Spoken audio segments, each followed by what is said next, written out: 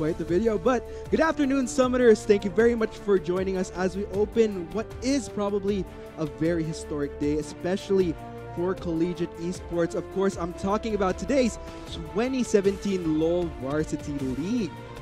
Man. Very first day. Yeah, and of course, to bring you all the action as we head into this, we're going to be introducing ourselves. I'm Mark, and of course, with me is my boy Volk. Atlas. Not Vulcan. Yeah. I'm Atlas.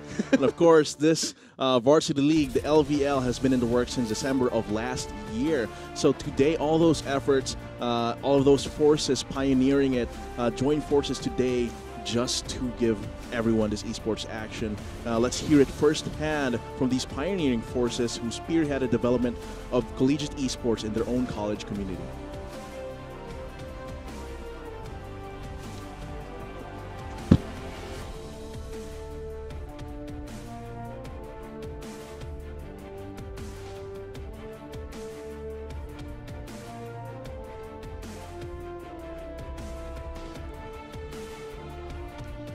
So of course here we've got our teams here is going to be, let's talk about collegiate esports for now actually, before we get into any intro videos or whatever. We've got some rookies actually. We've got AMA University, Quezon City Retaliate, that's her team name, Far Eastern University of Technology, iTamaraos, as well as iAcademy Game Changers. And I hear that we also have, from the video earlier, we also have a few veterans coming in this game. Yeah, exactly. And veterans, I'm really happy to see these familiar faces who really performed in the LCL. And I'm glad to see that they made it to the LoL Varsity League. Of course, I'm talking about Malayan Colleges Laguna, University of Santo Tomas, Technological University of the Philippines, as well as our recent champions of the LCL, University of the Philippines, Diliman. So there's definitely a lot of mix between talent, skill, and experience is likely a very big thing for this one. And it's really great seeing all these players step up to really elevate the level of skill in their community, specifically their campus communities. Just, you know, talking about competitive video games with your professor is definitely hard. I've discussed a topic in some of my classes, and it's quite difficult for some people to grasp it. Some people, there's really a lot of mixed responses to it, but I'm really glad that these 7 teams were able to pull through and have this sort of organization, the Varsity League, for all those aspiring players out there. So let's go ahead and review the schools that have made it into the LoL Varsity League summer term. So Atlas, as you mentioned, the 3 amateur teams that are new. They've got AMA University, Quezon City Retaliate, iAcademy Game Changers, Far Eastern University, IT, iTamaraos. Yeah, really high expectations. I mean, even though these are new teams to the collegiate scene, I know for a fact that all 3 teams have been working really hard. It's basically been weeks and weeks of preparation with their respective staff, with their respective coaches. And overall, I really have high hopes for these rookies, even though they are new. This is going to be really their first venture into this level of play. And for those that are wondering, yes, FEU IT is new because the previous FEU teams were kind of a mix. This is purely IT. As for the 4 veteran teams coming from the LCL here into the LVL. Yeah, I mean, we have the Malayan Colleges Laguna, like I did mention, one of the teams which really performed, fell short of qualifying for the Interconference Series, but they had a great run, I'd say. And then we also have University of Santo Tomas, as well as Technological University of the Philippines, first runner-up to who is, of course, the champions, University of the Philippines, Diliman. That's Oblation Esports, Monster of Valpredigeum, which is Latin for Monsters or Prodigy, as well as Teletigers and Warlocks. I'm really expecting a lot from these teams. Of course, there have been a lot of roster changes for these teams, namely Oblation Esports. A lot of their former members had to retire or graduate. I'm sure the same is true for the rest of these teams, TUP and UST. So I'm really expecting, but of course those veteran players, those retired players are likely part of the preparation process for the first day of the LVL. So I'm still expecting a lot even from the rookie players. Yeah, I mean, you mentioned these 3 teams. I also have to give my salutes to MCL as well. This is one of the teams that I really love to watch throughout the recent LCL splits that they've been participating. So, but yeah, not just MCL, but as you mentioned, in general, all these teams, there's been so much preparation. And for those of you that have been tuning into the LCL page as well, it's pretty much known for a fact. There was this one picture when all the coaches were gathering together, in deep discussion here at the Garena office. So there's a lot that went into this to reach this historic date. And I think the presence of coaches is something that's important because it implies a lot of development in terms of organization. The teams aren't just random 5 players that get together and play some pub stomping games. This is actually organized play with coaches present to guide and improve on their players, to oversee their training and their practice. So the fact that there's this kind of organizational structure means that there should be a lot of improvement in terms of the skill level of our players. But let's go ahead and talk about what's ahead for LVL right now, because these 7 teams, they'll basically be fighting in a grueling double round robin format. So we know how interesting things can get during these types of formats. But of course, it's not quite like the point system in what's implemented in the Garena Pro Gaming Series. Because in this case, if you win twice, that's pretty much just 2 points, as opposed to where the PGS, wherein 2 wins would equal 3 points. So with this format in particular, every single point counts, and to an extent, every single win. Yeah, every single win. So it's not as snowballing. And it's definitely going to be very interesting to see, because every win counts, every loss could put you really behind. And what is like PGS, though, is that the top 3 teams, will be going through a gauntlet-style playoffs, where the lower seed will have to battle through going up to the top seed for the first ever LVL championship title. So there you have it, folks. But to be honest, Atlas, I'm so excited to head into this first game. But before we do that, let's go ahead and check out the schedule, just so that we could give everybody an idea as to what we have ahead here for today. So of course, for game 1, it's going to be AMA opening up versus UST, and second off, it's going to be iAcademy versus Malayan Colleges Laguna, and to wrap up the day, it's going to be Technological University of the Philippines versus FEUIT. All 6 great teams, and I couldn't think of a better way to open the LVL today. Definitely, and of course we'll be seeing UPD playing next week, but for now it's just going to be these 6 teams, and they are great teams, and I am hoping that they will be seeing a lot of strategic thinking as well as hyped up action. So there you have it, folks. With that schedule, we pretty much have an idea as to what's about to transpire in this day. I know for a fact, I've been talking to a lot of people on social media about LV, a lot of inquiries, and like people wondering like who made it, who are the players, and you know that feeling wherein you kind of have an idea but you don't really want to spoil everybody. Yeah. Just wait for the opening day, guys. Just wait, and finally we'll be able to share it with everybody pretty much. So it is going to be quite grueling. These first, actually, a lot of games. These first 6 games are going to be definitely a test of skill for our players, a test of how adaptive they are. It is a new league, a new format. We'll be getting into like the new patch later when the game starts, but all in all, it's just going to be completely new for a lot of these players and teams. Yeah, and of course in a bit we'll be showing, I've been talking about not wanting to spoil who the players are going to be, but we'll be checking it out as you see on our screens.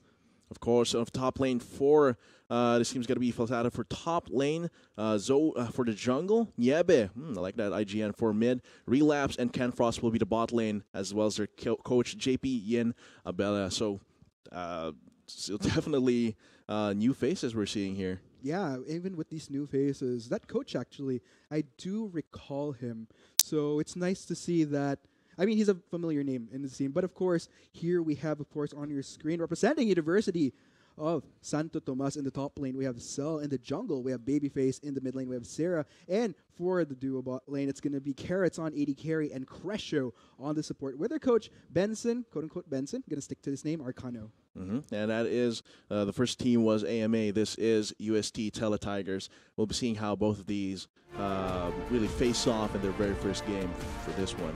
Man, I couldn't, I feel I'm really anticipating this game, but I couldn't really contain it. But, overall, going into our matches for today, we've seen the players, and I think for those of you that have been competing, whether in collegiate or even in the amateur scene, like if you join Built-Overs, Team Cup, GCalp, these are some players that you do see.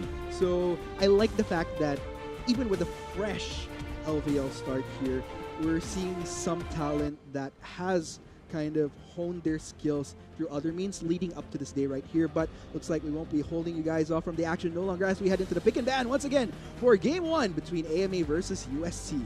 This is going to be quite exciting as everything's different now for this preseason 7.22. So, of course, the pick and ban will be quite a different landscape. First off, AMA banning the Kazakhs here. It could be that Babyface is very adept at using that, but the new Masters really, the new runes rather, really elevate Kazakhs to a new level. Shen will be banned out against UST, quite tanky, quite of a standard ban as a carryover from the previous season.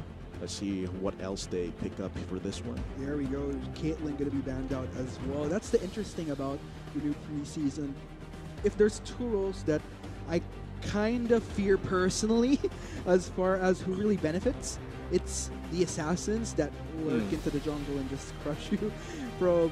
I mean, we got a taste of that from the LCL yesterday, but we'll just have to see how it goes because LBL is a whole different level in my opinion. So looks like final bans is going to be the Karma. No surprise, Ezreal going to be banned out as well by UST Teletigers.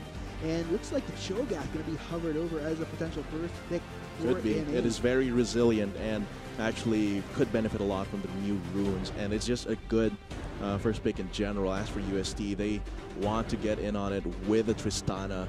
Loss of power coming from that, attack speed, attack damage, all of those just combining together for just a fury of shots.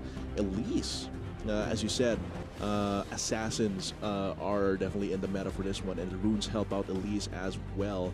Interestingly, UST did ban out the Ezreal. Yes. And that is a jungle pick in this kind of meta, especially with the new runes.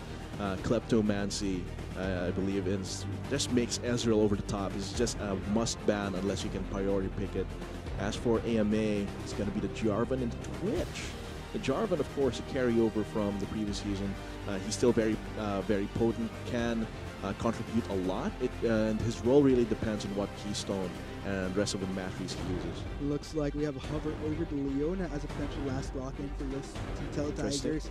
And yeah, I mean, even because Leona, we did see Leona in Worlds, but I think it's not just limited to just Worlds, especially going into the preseason. She is one of those champions which has had that opportunity to shine because of the new changes that were implemented. Yeah, in terms of supports, this is why they're banning out the Karma. This is why they're banning out the Lulu. For the second row of bans, we'll be seeing a ban on Corki and Zed and Gnar. Not very surprising. Assassins are strong. Corki in the mid lane could also be quite potent. As for the supports, Enchanter supports, I believe, are at their one of their strongest points right now. Same with tanky all-in supports like Leona. I don't think that defensive tanky supports will be very popular as the preseason goes. So it's mostly going to be Enchanter buff supports as well as Leona and other supports, tanky supports that can all in. UST taking top lane Jace likely, could be mid if Sarah plays it. However, we'll see how AMA responds to that. It's like that is going to be indeed a lock-in on the Jace. Really interesting flex here because could go both ways in a way. I'm expecting it to lean a little bit more towards the top side, but then again, with this preseason, there have been a lot of surprises that we've been seeing, which we wouldn't even think be potentially possible in previous patches as far as how powerful these champions can be. But then again, looking at the side of AMA Retaliate, it looks like they will be locking in the Braum. And that is quite possible. Braum, you see him as like a defensive champion, but he is quite potent in terms of the all-ins. If he wants to, of course, locking in the Talia means a lot of map pressure and map control for AMA Retaliate. Let's see how UST responds to this. This is either their top lane pick or their mid lane pick. And it's still a toss-up, really, for this one. But I do think it's going to be the top lane Galio for this one. Could be very potent against all the magic damage of either Niebe or Falsata. However, still could go both ways. The map pressure from mid lane Galio is just absurd. So I do think it will be the mid lane Galio. Top lane can abuse the Cho'Gath a lot. But this could be the configuration they're looking for. So there you have, guys, with both champion sites locked in for both AMA Retaliate and UST Teletigers. For everybody watching on this momentous day as we make history, who do you guys think is going to be taking it home for our very first game of the low varsity league. Do you think AMA retaliate, the rookies going into this, could pull off a win? Or will UST Teletigers continue to prove one of the more dominant teams in the collegiate scene today? Definitely. Looking at these compositions on paper, like as we see them, what do you think is going to transpire in their game? Well, you know what? One of the things that really interests me is that I like the fact that they did send this Galio top, because I've been witnessing a number of competitive games recently, not just in the LCL. I actually just came from one of the conference qualifiers as well, just before heading here to the Garena offices for the low varsity league broadcast. And I've seen teams trying to send Galio mid, but really struggles in my opinion. Compared to the other mages that go mid and just abuse him. I think Gonar did, not necessarily gone, but Galio's just not as strong a force as he was during the previous season. Because the preseason, Galio struggles a bit more in my opinion in the mid lane, so sending him top does make a lot more sense. Yeah, with the new runes, it's just a little bit easier to abuse Galio in the mid lane. As for the top lane, he can duke it out a lot better. If he goes Resilience against many of the other popular top laners, against Cho'Gath specifically, that's quite a lot of magic damage can mitigate, but he has to be careful once a level 6 spike comes up. But that map pressure from Hero's entrance will be definitely useful for both Babyface and Sarah. The teleport pressure will also be on their side. So there you have it, both Retaliate of AMA University, Quezon City, and Teletigers of University of San Tomas, Manila. We have our players, we have our champions. We'll be getting back onto the Rift in just a little bit. Pretty excited. I don't know about you guys, but I've been waiting for this day for so long, and just seeing the LVL back when it was in working progress, before its actual implementation. I mean, we've come such a long way from how esports was viewed in general as almost, I remember the days wherein you almost had to be a closet gamer in a way, because gaming was one of those elements that was kind of looked down upon, but you know, slowly making it into the mainstream. And I love the fact that LVL paving the way to not only make esports mainstream just in the general community, but also in the collegiate scene. So yeah, we'll just have to see how that goes. And I think it's such an honor, regardless of what results transpire as of the LVL, these 7 teams just making it in the first LVL is history in itself and a huge accomplishment. It's definitely one of the first stepping stones to making gaming more accepted in the average community. Of course, let's get into our first game here. AMA Retaliate versus UST Teletigers in the very first game of the low varsity league. We'll see how everything plays out as they tune out their level 1s. Interesting. Let's actually look at the well, you can't see the actual runes here, but reviewing the runes here, we'll be seeing what keystones they probably will be using. But UST for now trying to do something sneaky around this bot side brush. Will they triumph though? You know, there's definitely quite the options here. They could go for support. Mid laner is kind of lingering around that lane as well, but they don't quite spot out that Talia. But okay, there we go. So just gets right in range. So they are aware that the Niebe kind of lingering around that mid lane. So we'll go ahead and see if USD is going to try to push for something.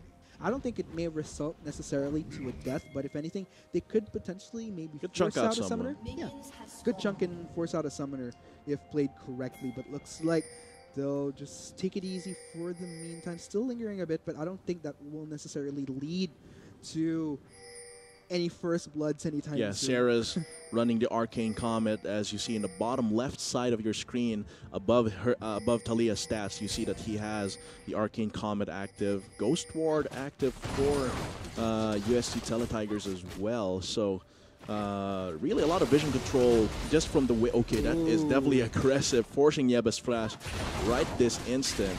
Cresho, very, very aggressive, giving a little bit of bonus gold to Sarah with that Targon's Brace. Yeah, good play. I mean, sure, it might delay Cresho going into lane, but it doesn't really matter, especially, I think, you know, being a little bit more later to lane than forcing a flash from mid. I'd say forcing the flash is much more worth it. That's definitely pressure, and it gives so much, it gives a much easier time for Babyface to execute a successful gank if ever he does. Relapse has the red buff.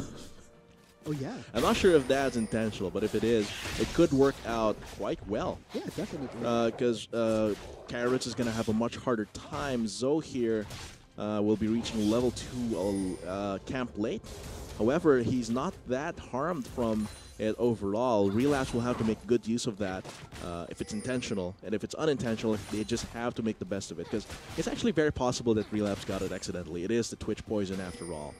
But looking as the lane goes so far, the junglers will definitely play a big part here.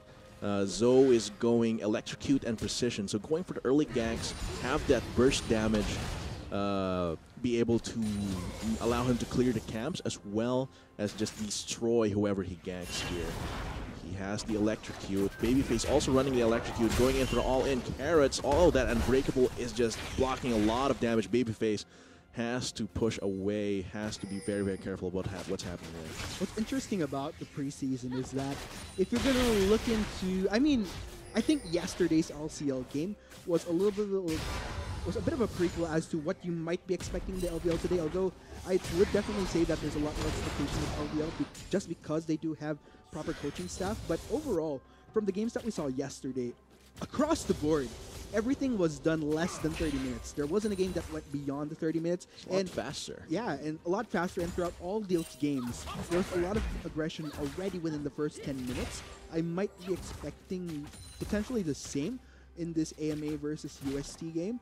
I think it all depends on how both junglers can rotate across this map here and look for opportunities. The turning point of this game will have to come early. Indeed. And whether that turning point will dictate how the rest of the game will play out. And the new runes actually supported with the new mechanics that they have. A lot of them are scaling to level. Just being able to throw out so much CC damage and tank up a lot more. Seems like Carrots dangerously low.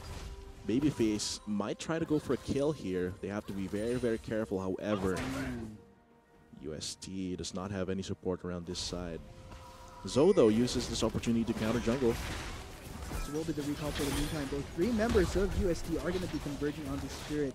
And, you know, interesting move here. You know, trying to force an early turret would... Oh, that is aggressive control ward placement. Yeah, looks like a little bit of aggression. Seeing very well that Babyface was towards the bot side. Looks like that will be the single for AMA's own jungler to see what he could pick off from Babyface's own side of the jungle towards the top. Seems like Cell, a little bit of trouble here, knocked up. That's the Electrocute from Zoe doing a lot of work, but it's not enough to actually take down. And seems like first turret, this could be the turning point. That's a 1,000 gold lead at 5 minutes, could be phenomenal, especially for Carrots, because I believe he got most of that gold. So now Relapse is going to have a much harder time after Carrots gets his first back. I'm actually wondering if this will lead to UST to go for a lane swap. I have seen a little bit of this during the preseason, wherein bot lane would kind of force out an early turret and then transition to top side. Looks like that Zoe will be the looking case. for something. He has Electrocute still, but that flag and drag combo a little bit short. The heal is able to get him out. The turret shot actually takes down Zoe, and here comes Babyface for the counter again to clean things up. Good flash from Sarah to block everything out. Babyface will have the Venomous Bite to just destroy him, but it seems like he's not risking it. But Nieves survives. Shock Blast didn't hit either. Right there, almost defying death in that case, but still, that will be first blood. Well played. UST. Yeah, well played, and I really like how methodical we've been seeing. There's a very clear game plan from what we're seeing from University of Santo Tomas here. Like everything that's happening right now, from that early turret take, transitioning into these rotations, all very much leading to that bigger picture of wanting to establish control in general. And, you know, from what I've been talking about with Vulcan just yesterday, whoever is able to dictate the early game, whoever is able to pull ahead, pull the trigger, pull full throttle, will most likely technically potentially pull the game. And I think that's how impactful the changes to the preseason are right now. Seems like Carrots is running Press the Assault instead of Lethal Tempo. I do think that Lethal Tempo is overhyped. Right. Well, I did see an infographic about the new runes, but I do think that Press the Assault is a lot more effective, especially if you're in a team fighting composition like UST Teletigers. Press the Assault gives you more damage, not just for you, but for everyone else in your team on one target after you have auto-attack it thrice. And this will be really helpful for Sarah, Babyface, and in general, Carrots as well. Overall, from what we're seeing here, I'm actually interested in seeing just how far UST could potentially go with this lane swap right now, but from what I'm seeing here, it looks like Cell making good time of this bot lane, even with the technical disadvantage of having to go up against an AD carry and support in the bot lane. But it's like AMA will be matching that right now, though. There's actually going to be a 3v2 here, giving Cell a lot of free time in that bot lane. This is going to be how Falsata going to bot lane late. Seems like it's just a little bit more of a lead for USC Teletigers as they build it up to an almost 2k gold lead. So where is he going? He's going to clear his bot side jungle. So I think Cell needs to have the signal that he could be in trouble if he overstays, if he does not have vision there. This is pretty interesting for UST right now because I haven't really been seeing as much. I mean, it's pretty much gone is the era wherein we saw so many lane swaps, but with the opportunity of preseason happening, I estimate that just because of these changes to the runes, it might make a comeback in a little bit of a different way, like UST is showing here. But overall, I'm bringing this up because it makes me wonder, because we haven't been seeing as much lane swaps as he has during the season that was prominent, it kind of makes you wonder if teams are kind of prepared to, like, have they figured out how to deal with lane swaps whenever they do occur, especially this earlier on, because if ever we do see lane swaps within the recent season, it's more so usually past the 10-minute mark, just because they only go for lane swaps a little bit later, wherein, let's say they hit level 6, there's a lot more opportunity to try to push the boundaries. But with this earlier take, it's something that AMA has to try to play around in a way that they don't get too behind from how UST is playing this out. Because like I said, UST has a clear game plan right now. It seems like they planned that lane swap, transitioning from the first turret take quite from the early part of the game. They just know that Babyface just has to keep pressuring the bot side. Even if it doesn't result in a kill, it was enough to actually establish a little bit of a lead here, 1.5k gold. And for now, it is still quite even. Still anyone's game. Babyface, though, aggressive movements all around, but Zoe might find him. Seems like they will not take too much of a risk. That is a Ghost War there, I believe, for UST Teletigers, signaling that Zoe is right around the corner. One thing I gotta commend AMA for, though, is that with the configuration going on for UST Teletigers, I'd say that AMA is really holding their own in this case, because with this happening, I was expecting a bigger difference in terms of creep scores potentially, but from what I've seen here, UST, it's slowed down just a little bit. We're not seeing anything proactive after that first turret take, and after the first flood as well. But if anything, the only CS difference I see is between Niebe and Kara. Sarah, rather. Sarah, definitely a bigger difference. 80 to 104. That's virtually more than 3 waves up. But still, what's interesting is that the people that did kind of suffer from AMA by losing that first turn, as well as forcing to match the lane swap, are still very much equal in CS, both the Shogat and Galio, Twitch and Tristana. In fact, if anything, AMA is actually much more up with the exception of Midnight. Actually, the biggest goal difference will be from the first third of the game being taken. And for now, it seems like Relapse knows that he can't get too aggressive against a Leona Tristana combination. So here he's adapted his build. He's going for the long con. He's going for Cull here with Zerk's Greaves to make it easier for him to see us while behind. And while that is happening, seems like we've got still a lot more pressure, always on the bot laners, which are in the top lane for both of these teams. Seems like that is going to be Solar Flare coming. Ignite put down as well. Rocket Jump, that's going to be a lot of damage. Unbreakable actually saved Relapse's life, but here comes Falsata coming from the bot lane. That is going to be Relapse falling down. Look at that Hero's entrance, smashing everyone up, and now it's going to be UST caught between a rock and a hard place as Niebe takes down Babyface. It's going to be a 2v4 as Sarah goes in. That's a lot of AoE damage. He has the Electrocute coming in, but of course Falsata falls, and now Sarah has to run away from 3 members of AMA.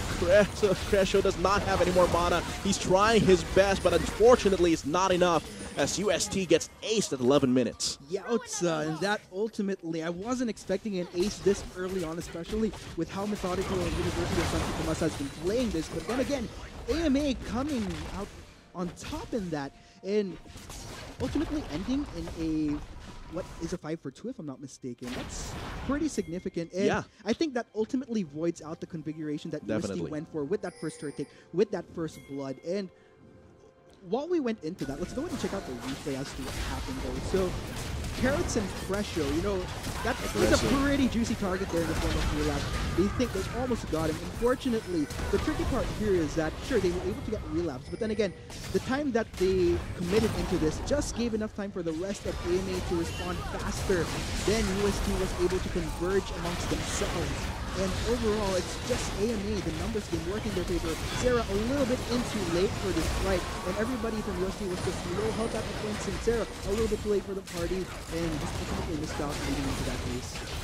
Absolutely insane and very well played by AMA. And what's interesting is that with the configuration that UST was going for, I mean, I kind of understood it from a standpoint. It's very reminiscent of what happened during this rival between Japan's Rampage and Vietnam's Gigabyte Marines, wherein they went for an earlier lane swap, didn't necessarily take first turret, but they wanted to prolong the game long enough so that their Tristana or their AD carry, the hyper carry, through no way could transition into the late game much more better. And yeah, Just backfires for this one. Exactly. I was kind of expecting UST to play a little bit more safer until they were up, but it looks like This doesn't put AMA ahead. It gives him a little bit of a... it puts him even, because still Carrots is still ahead of Relapse. What the main difference here is that Niebe is even to Sarah right now, even with a lead in kills and assists. The CS is still in Sarah's favor. But Falsetta is going to be very, very tanky after getting those 3 kills, while Cell will not be the same kind of front line that Falsetta will be giving out. So they have to be careful, because that Cho'Gath still deals a lot of damage, the tankier he gets. I think if UST wants to go for those type of plays, they need to really... It's something that Vulcan talked about yesterday, wherein you really have to consider the kit of your opponent. I mean, sure, they have a great response through Cell's Gallery, but at the same time, AMA could also respond to that through their own mid laner. I think there was a point where they could have just backed off of that. Exactly. And I think that was at the point where there were max explosive shot stacks on Relapse. Because it wasn't the shots from Karis that killed him, it was the explosive shot exploding. So he could have just walked away instead of continuing the attack, which just was just being blocked out by Kenfrost. Exactly, and that was just... The Unbreakable came in a little bit too late, if I'm not mistaken, to save Relapse. So I think that was UST potentially thinking that they might not get the kill, only to realize that it did result to a kill after all. So a small miscalc in my opinion, but... Miscalculation, but it seems like UST is still following their win conditions for this one. Definitely. They want to take more turrets, and seeing as mid lane, the mid lane turret of AMA is quite low, they are transitioning their bot lane to that side, and AMA goes there in response as well. And what this means is that the solo lanes will be on the side lanes, while the bot lane will be juggling around resources in the mid lane. Even with that ace, it doesn't necessarily put UST out of the game. If anything, it only puts everyone on equal terrain once again. So going into the next class, I feel like that will be much more definitive towards tipping the scale as to who could establish better lead. And like you mentioned, UST, it's a small mishap that happened, sure, but it doesn't necessarily deter them from the bigger picture. You know, they could still kind of reset, go back to what our win conditions And this is still quite dangerous for AMA. They are not even ahead right now, they're just even right now. But in terms of a fight, they both of their top laners have teleport, but there's also the strength of the hero's entrance, because their main focus, the bot laners, were around the mids, acting around the mid side and Dragon Pit. The hero's entrance can be quite potent, because everyone's either going to be fighting in Dragon Pit for the Ocean Drake, or they're going to be fighting in the mid lane, which turns it into such a huge bloodbath with many members fighting it out. They have to react to this one, though, because that mid lane turret is falling very, very quickly. They do have the Solar Flare ready coming from Crescio, but it seems like it's quite too late. The first turret the first mid lane turret falls. Yes, he does give that. And, you know, they... Well played. I'd say that AMA taking that, it's definitely a good move on them, but at the same time, I feel like with the composition that UST had, they have a little bit of a luxury to lose out on just a few turrets. Oh, baby face. So much damage. He's dead.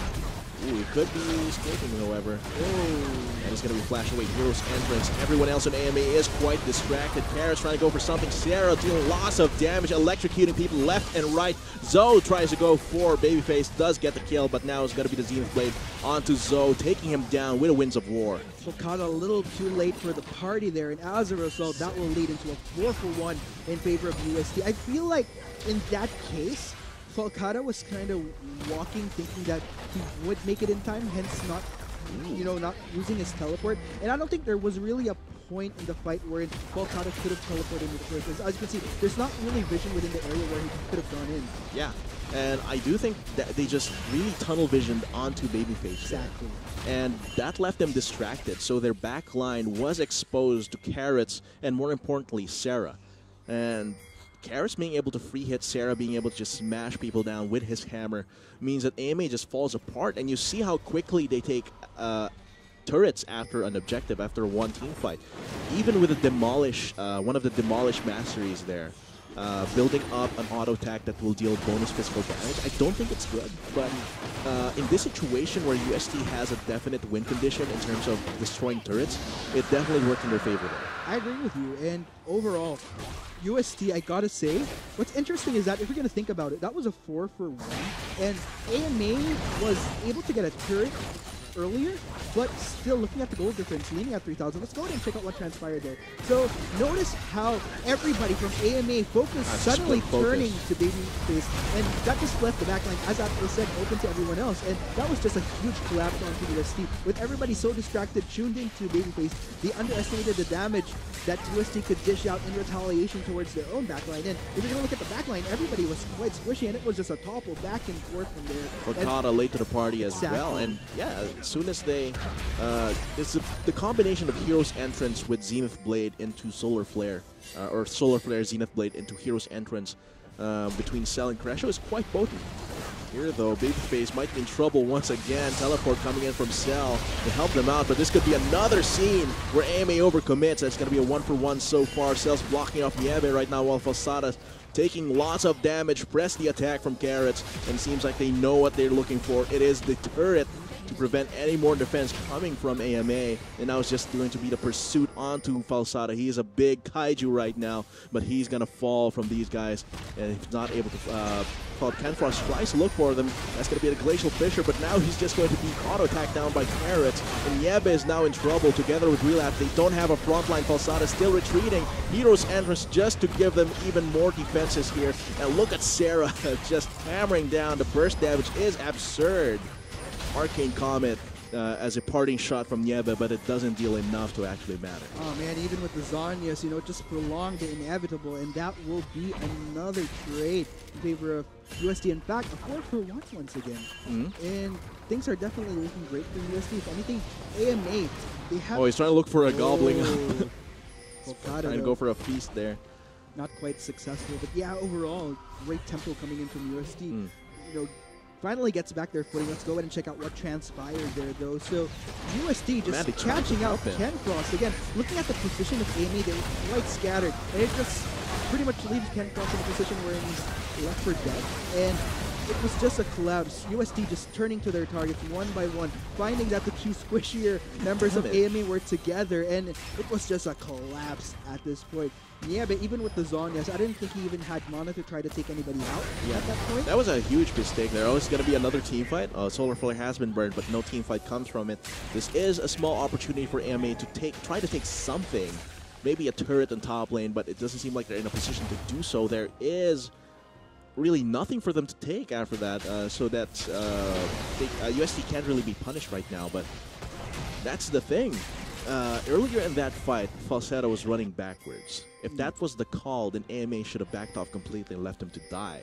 If they were trying to go for a counter engage and a collapse, then Falsata should have walked towards his team, towards the river, instead of going back to the top side. But here, this could cost Okay, this could be troublesome for UST. They are stuck between Cataclysm and the Baron Pit.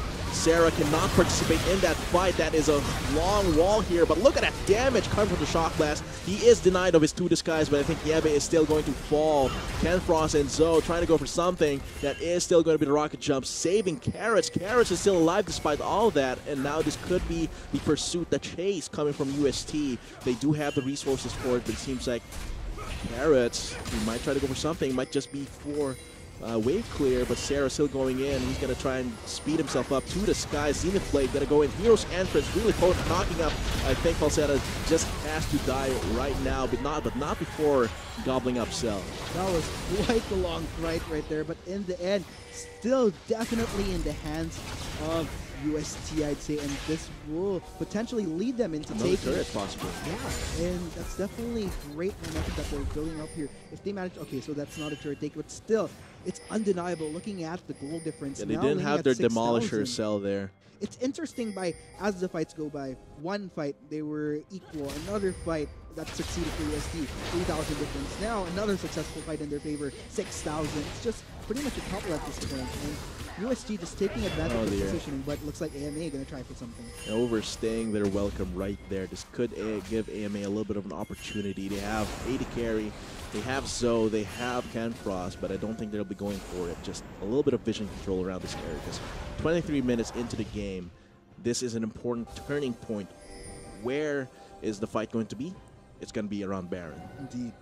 And what I really like about this scenario is that as we see more of these fights, it's becoming so much more clear to me. The beauty of UST's composition is that if we're going to look at it, there's actually quite the consistent damage. If you notice, there was one point where Falcata was just focusing on trying to zone out Carrots. It's just that Carrots alone isn't the only person you should be worrying about as far as who could dish out damage. There's also other elements such as Sarah on this Jace, Babyface on this Elise. They deal a sizable amount of damage themselves as well, that it's hard to just zone out one damage dealer when across the board UST has great damage. As you know, as generally whenever the team fights start, it's just a huge amount of damage as is. It's all working so well. AMA deals out. It's all working so well for UST. The combination of their keystones, they have pressed the attack coming from Carrots, which will after 3 stacks onto someone, will multiply the damage that they receive. It increases it by around 12%.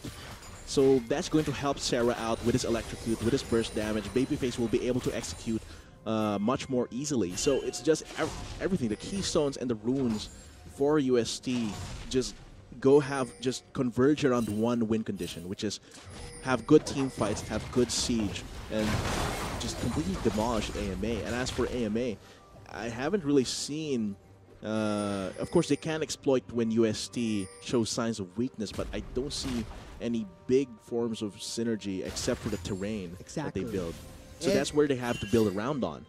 How do they use the terrain creation of their kits to deny UST? They almost did that with Sarah earlier, blocking him off almost completely, but he's still able to long-range shock blast.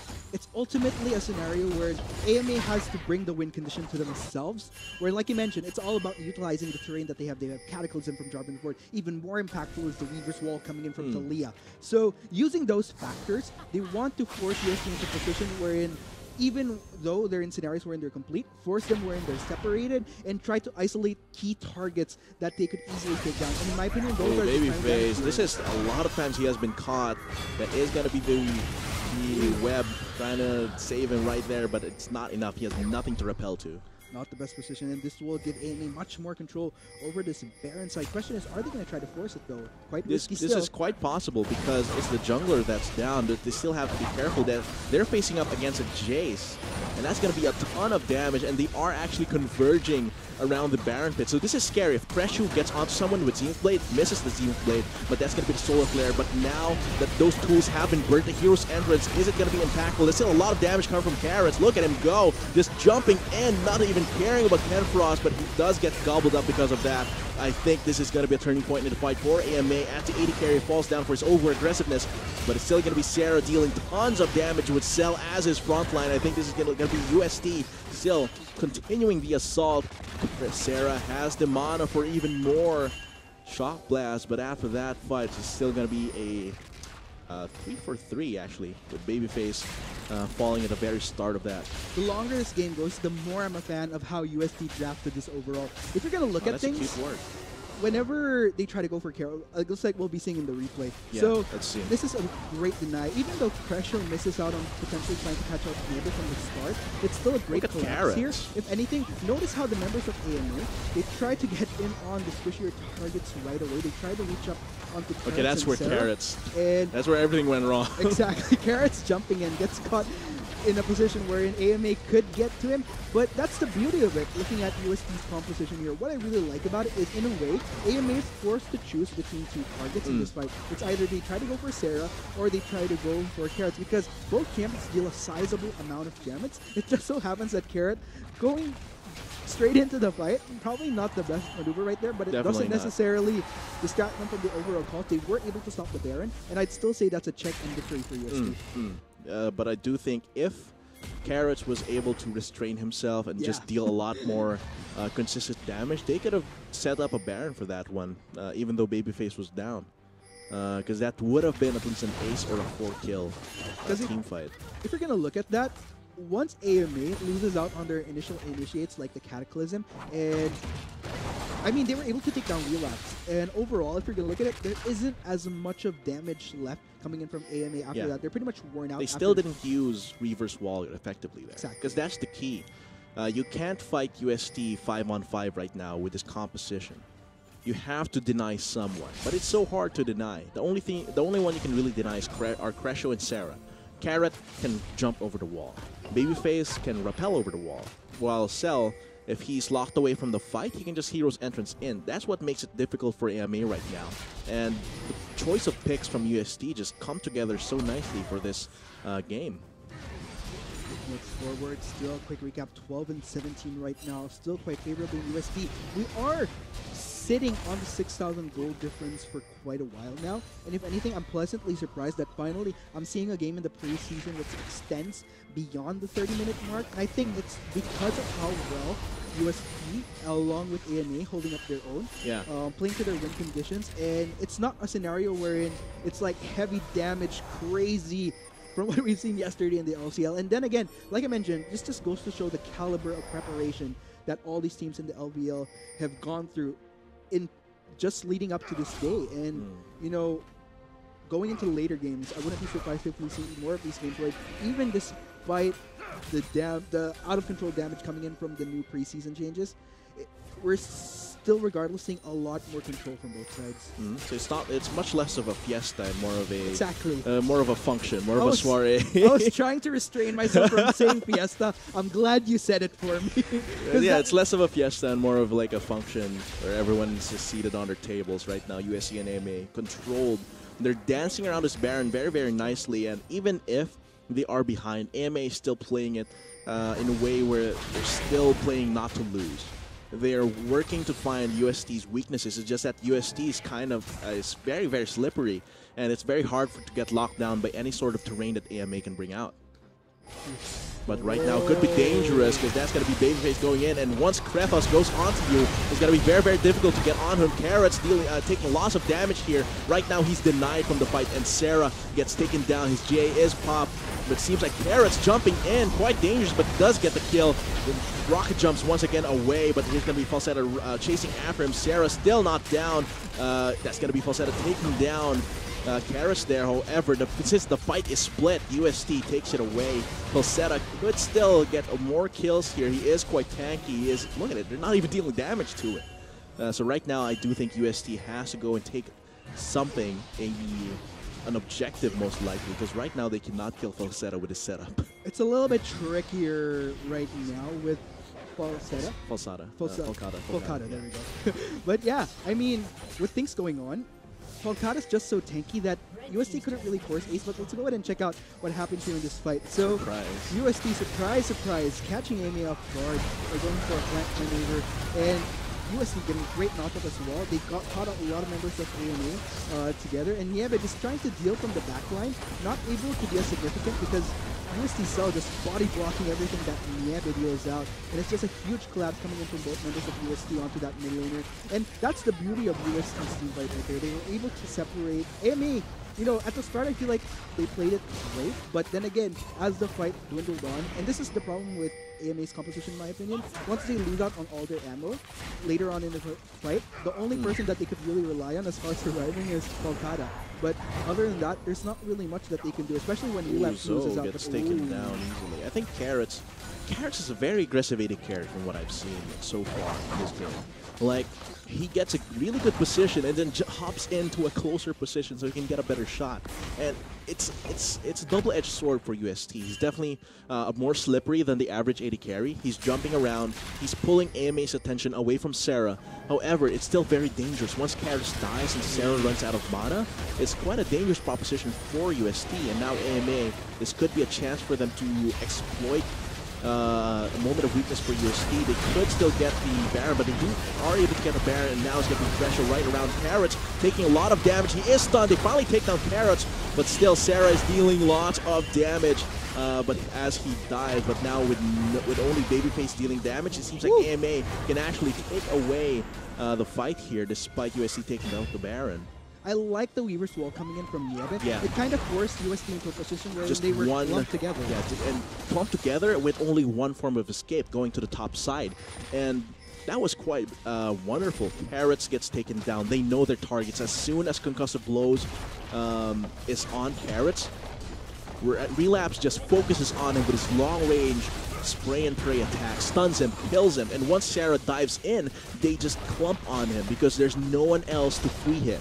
Once Carrots gets taken down, there's really no one else to deal damage, and Sarah, with no more AD carry to distract the attention from him, gets taken down. Let's see how all that played out in the replay. I love this fight coming in from AMA. I've been talking about how once they lose out on ammo, they pretty much lose out on the fight. But the beauty here is that what did Carrots because do? of how this fight went down, the fact that AMA was able to take down Carrots earlier on than the usual fights, it just pretty much allowed AMA that resolve where, okay, Carrots is down early on, we still have all the ammo we need to take down the rest of the members, and it was just pretty much UST fumbling in that fight. I'm quite surprised, AMA didn't take out Carrots. Carrots took down himself. In a way, yeah. He jumped over the wall and put himself in a vulnerable position. Definitely a little bit over-aggressive right there. This could be a moment of victory for them now as AMA once again cashes them. Gets caught off guard. Zoe is taken down. This is going to be 1-for-0 so far. Carrot still taking all those kills. He could jump over to someone else, but I think he's learned his lesson with Falcada. Okay, never mind. He's going to get eaten up. But all those shields from UST actually save him. This could mean the game. Those are quite long death timers. Either a lot of objectives on the top side. They do have a wave building up on that side. Okay, so big wave as well, bot side. UST. That does put them back in quite, I wouldn't say substantially, because we are 34 minutes into the game, but still it does grant pressure back into their court that AMA could have otherwise established. But yeah, let's go ahead and see. This might be a siege onto this inhibitor turret, and potentially may lead into an inhibitor. 25 seconds still on Falcada, and technically Falcada is one of those key members that they need as a body in these fights in the front line for AMA, because seems like they will pull away. Relapse in the front. Babyface could be going for him. Babyface does fall, but here comes Cell and Kratos in the front line trying to go for something, but they don't have the carries with them. It's going to be Relapse taking out a double kill, and I think it's going to be this Galio next, giving a triple kill onto Relapse. And look at that, it's just going to be AMA immediately teleporting onto the fallen inhibitor, onto these Nexus turrets. This is just going to be Sarah and Carrots. How they were able to survive and actually carry this game so far is having this front line with Kratos and Cell. But here, this is quite dangerous. There's going to be 5 members wailing down on their turrets with the rest of their team. 15 seconds, 30 seconds on the clock for them to get back. This is quite a dangerous situation for them. Let's go ahead and see how AMA is going to play this now. Take note, though, I like the fact that finally, that's the last item I was expecting to see Carrots build up. It kind of throws off Falcada as far as how he could burst down Carrots fast enough in these fights. So Guardian Angel kind of adds a different element where AMA has to play a little bit more carefully, and they can't just take down Carrots in a blinding eye, basically. Basically, it's come to a point where they need to think a little bit more strategically as how they go about these clashes now that Carrots has that Guardian Angel. But still, what's really worrying for me about Carrots is that even though he has that Guardian Angel, if he jumps in way too early into this fight, that Guardian Angel wouldn't even matter. It would be once he comes alive, if AMA just collapses on him, then it's pretty much useless. So I think at the same time, UST, they still have a lot of fight in them. They still have the potential to take this. It's just that it's really up to Carrots at this point, I'd say, as far as his positioning and controlling his aggression. Relapse. Oh, he misses the shock blast actually, but I don't think it's gonna matter. That's still a lot of damage from Sarah. I'm not sure what Relapse was doing there in a vulnerable spot. And that is a key member down for AMA. We did see how Relapse being able to hit from the backline. It's a long death timer. It's 40 seconds. This could give them a turret or two, an inhibitor or two. Good Weaver's Wall to try and block away the push, but that's not going to stop the wave bot side.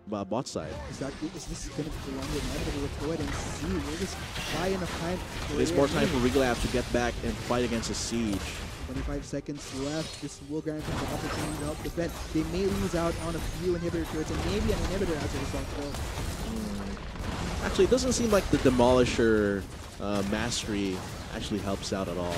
It's just a little bit of bonus damage. It gives you like a 0.2 second decrease in time on taking the turret, and I don't think it's that impactful. It's in the resilience tree. But that aside, this is quite good for UST. They get the gold from that turret take. The inhibitor in the mid lane has fallen as well. So this is just setting up to choke out AMA. AMA, though, this is going to be trickier for them. You know, not only do they have to try to work around this clash, wherein Carrots now empowered with a Guardian Angel, but also the fact that there is pressure pushing for them across the board because of 2 inhibitors down. That's a lot to deal with. And UST, with this control, they definitely have a better stance at this point. And Baron will be up in about a minute now, so we'll just have to see. I feel like this Baron will be the pretty much this Baron fight potentially will determine who will win this game, whether or not AMA could stand their ground, or with UST with the advantages that they have right now with 2 inhibitors down, could potentially propel them into the first victory of the World Varsity League. UST still has a lot of potential. They have the control over the bot side. AMA is being pressured by those super minions, so UST has the initiative on this Baron play. 30 seconds on the clock, still establishing vision, establishing control over this territory of the map. We're going to see how they play this out, actually, how they pressure the lanes. It seems like right now UST is just hanging around, letting the super minions push on their own. They don't want to overreach. And right now Cell and Sarah will be pushing on the bot side. This is actually okay, because Sarah can keep pressuring that point, while the 2 Babyface and Carrots can just deal with Baron if they want to, along with Crescio. But they still have to be very careful in how they play this.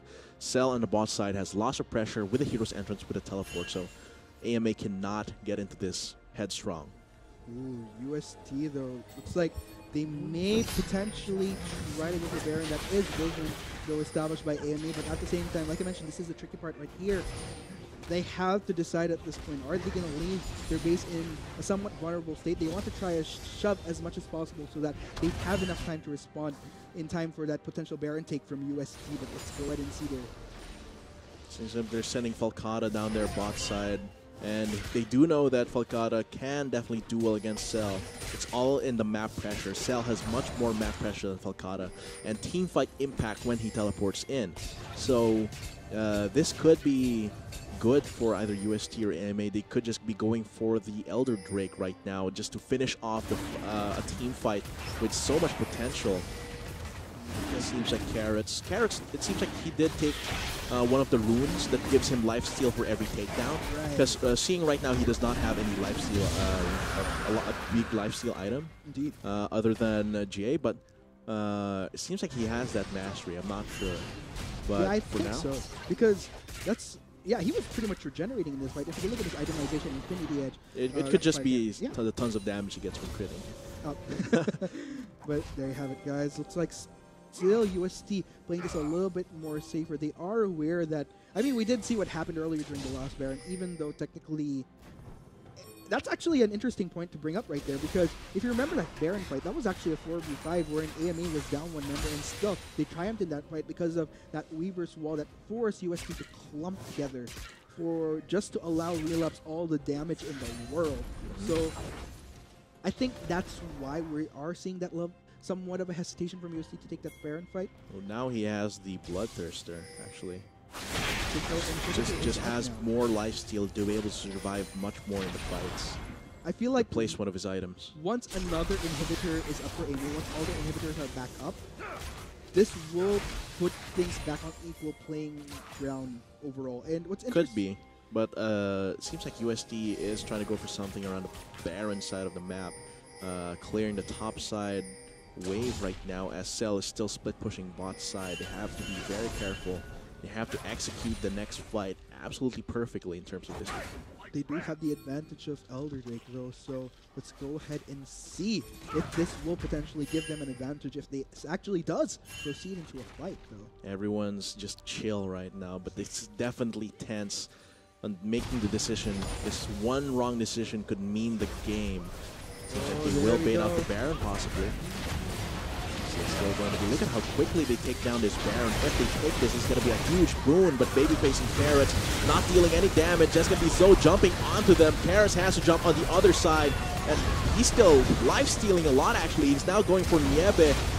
He has the GA. He does not fear death at all. Kenfrost going to run away. Carrots jumps over to Kenfrost, and now he has a good front line on both sides to just block away Falcata. But he jumps over the wall. Fearless. It's going to be a quadra kill. Will it be the Penta? Falcata is going to be running away. Carrot still going for it. He has the GA. He is quite fearless.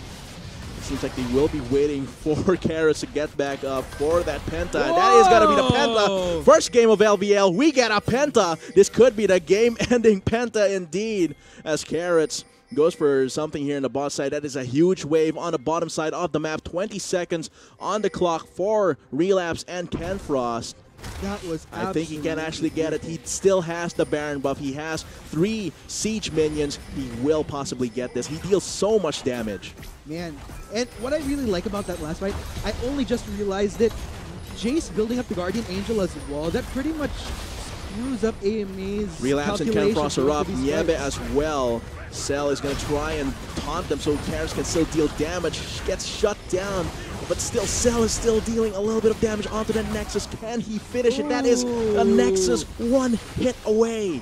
Man, this game 1 for the LVL, great way to open things. Looks like AMA just in time to save up the rest of their inhibitors. That is one inhibitor. That Nexus is million, 2 hits away from being destroyed.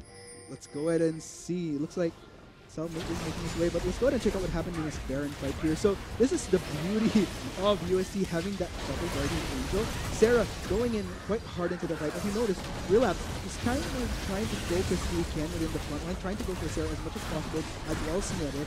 And I think that was a factor that that's a good AMA underestimated. So Guardian Angel up, so they try to turn for Carrot, but then again, Sarah comes back up at this point, and so that just brings back Falcata, forced to use his ultimate onto Sarah, and that kind of leaves out less tools for thinking, how are they going to take down Carrots now that Falcata's ultimate was down at that point? And it was just a great play there coming in from UST. But then again, because of the fact that they weren't able to finish the fight, I'm wondering, with the Guardian Angel now down for Sarah, how will the last team fight go down at this point? In that fight, I love how Carrots was able to use his rocket jump to aggressively get those resets, because that was just wonderful. And I think the reason he's able to survive for so long is because he had the Bloodthirster. Crash will try and go for something. Relapse, but that's going to be a Solar Flare. Carrots is still regenerating so much health with his lifesteal. That is also Blade of the Ruined King. He sold one of his items for Bork, and now he's just jumping around, regenerating all the damage he receives, and now he's just going around it like artillery, trying to take down AMA. Now it's going to be Falcata just behind enemy lines right now, but it seems like UST knows what they want. They want that Nexus. Niebe cannot defend against this alone. Zonyas will just not delay anything at all as Babyface and Karis take away the Nexus, with UST taking away the first game of LVL. Wow, great way to start the old Varsity League. University of Santo Tomas now 1-0, but still take That turned into a fiesta. Yeah, it kind of did. It kind of did. I mean, I was kind of hoping that it's going to be pretty smooth throughout, but no, things just exploded. It's still a fun fiesta. Yeah. That was definitely a show of skill. And you see that these players are quite good at what they do. AMA was able to survive long enough to give UST a hard time, and UST, they were able to play to their win conditions very, very well. And I think Carrots is, looking at his how he played, is a diamond in the rough. Like he was, looking at his movements, I think his movements influenced. Of course, there's the combination of selling Krefos, but I think in his positioning in the fight, along with Sarah, I think he made or break. He made and broke rather those team fights. If he rocket jumps in the wrong spot, they just lose because Sarah doesn't have anyone to distract the attention of AMA. If he gets those good rocket jumps, he's just able to destroy everyone, and I like the adaptability. He sold some of his items for lifesteal items when he realized, oh, I can just crit forever and then lifesteal back. Yeah, not just the adaptability in terms of items, but also how he should be going about these team fights.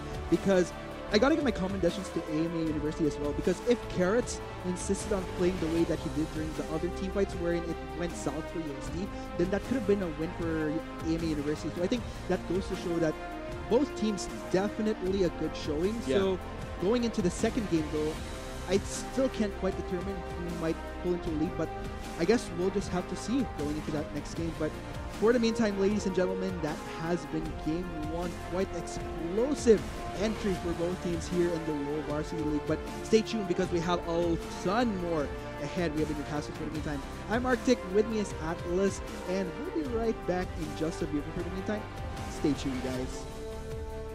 Smashing everyone up, and now it's going to be UST caught between a rock and a hard place as Nieve takes down Babyface. There's going to be a 2v4 as Sarah goes in. That's a lot of AoE damage. He has the electrocute coming in. But of course, Falsata falls, and now Sarah has to run away from 3 members of AMA. Crescio does not have any more mana. He's trying his best, but unfortunately it's not enough. And Nieve is now in trouble together with Relapse. They don't have a frontline. Falsata still retreating. Hero's entrance just to give them even more defenses here. And look at Sarah just hammering down. The burst damage is absurd. Arcane Team are stuck between Cataclysm and the Baron Pit. Sarah cannot participate in that fight. That is a long wall here, but look at that damage coming from the Shock Blast. He is denied of his 2 disguise, but I think Nieve is still going to fall. Kenfrost and Zoe trying to go for something that is still going to be the rocket jump, saving Carrots. Carrots is still alive, misses the Zenith Blade, but that's going to be the Solar Flare. But now that those tools have been burnt, the Hero's Entrance, is it going to be impactful? There's still a lot of damage coming from Carrots. Look at him go, just jumping in, not even caring about Kenfrost, but he does get gobbled up because of that. I think this is going to be a turning point in the fight for AMA. After 80 carry falls down for his over-aggressiveness, but it's still going to be Sarah dealing tons of damage with Cell as his frontline. I think this is going to be UST still continuing the assault. Sarah has the mana, that's going to be Babyface going in, and once Krefos goes onto you, it's going to be very, very difficult to get on him. Carrots taking lots of damage here. Right now he's denied from the fight, and Sarah gets taken down. His GA is popped. It seems like Carrots jumping in, quite dangerous, but does get the kill. Rocket jumps once again away, but he's going to be Falsata chasing after him. Sarah still not down. That's going to be Falsata taking down Carrots there. However, since the fight is split, UST takes it away. Falsata could still get more kills here. He is quite tanky. He is for UST. They could still get the Baron, but they are able to get the Baron, and now it's going to be pressure right around Carrots, taking a lot of damage. He is stunned. They finally take down Carrots, but still Sarah is dealing lots of damage. But as he dies, but now with only Babyface dealing damage, as AMA once again catches them, gets caught off guard. Zoe is taken down. This is going to be 1 for 0 so far. Carrots still taking all those kills. He could jump over to someone else, but I think he's learned his lesson with Falcata. Okay, never mind. He's going to get eaten up, but all those shields from UST actually save him. This could quickly take down this Baron. If they take this, it's going to be a huge boon, but Babyface and Carrots not dealing any damage. That's going to be Zoe jumping onto them. Carrots has to jump on the other side, and he's still life-stealing a lot, actually. He's now going for Nieve. He's has the GA. He does not fear death at all. Canfrost going to run away. Karas jumps over to Canfrost, and now he has a good front line on both sides to just block away Falcata, but he jumps over the wall. Fearless is going to be a quadra-kill. Will it be the Penta? Falcata is going to be running away. Karas still going for it. He has the GA. He is quite fearless. Seems like they will be waiting for Karas to get back up for that Penta. Whoa! That is going to be the Penta. First game of LBL, we get a Penta. This could be the game-ending Penta indeed. Damage gets shut down. But still, Cell is still dealing a little bit of damage onto the Nexus. Can he finish it? That is a Nexus one hit away.